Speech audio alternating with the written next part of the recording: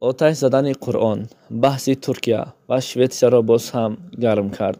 السلام علیکم دوستان عزیز، برادران و خواهران و شبکه قربان عمر خوش آمدید. دوستان عزیز، برای این نوار را دیگران هم دیدن، در زیر نوار لایک مونه تا که دیگران هم از این نوار و از این ماجرا با خبر شوند.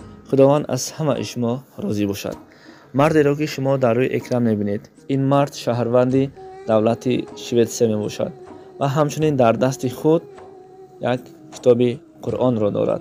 در دولت شویتسیا قرار قبول کردند که هر یک شهروند شویتسیا میتواند در داخل یعنی در حدود مملکت قرآن را آزادانه آتش بزنند. هیچ کس به آنها کار گرفته نمیتواند.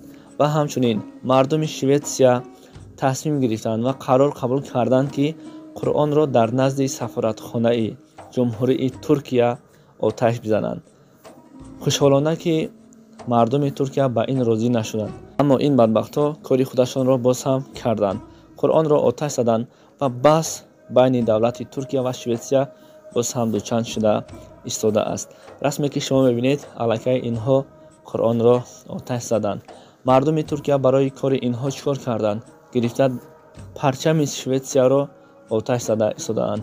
باز هم بحث در سامانه‌های اجتماعی بین دولت ترکیه و شویتسیا دوچند زیاد شده ایستاده است.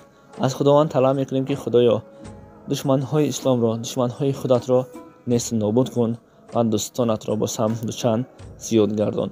البته قرآن هیچگاه نمیسوزد. قرآن را هرچند که آتش بزنند ولی دولت اسلامی باز هم زیاد برآوردن میگیرند. هیچ چیز و هیچ کار در این دنیا و در آخرت بی جواب نمیماند. خداوند همه ما را با نور ایمان مشرف بگرداند. السلام علیکم و رحمت الله و برکاته. سلام علیکم برادران عزیز. با شما توصیه می‌کنم می‌تونید پاست ام پلس برای پرستاتیت، برای خنک‌زدگی، برای شخصانی که همخوابگیشون میگم دراز نمیکشه و برای شخصانی که بی‌نسلن. استحصال ترکیه است. اورجینال یک از برادرامون گرفته بودن تا حدود 6-7 سال مقصد به فرزند بدن. همین را یک گونه‌اش استعمال کردن و همین سبب شد که حق تعالی آنها یک فرزند عنایت کرد.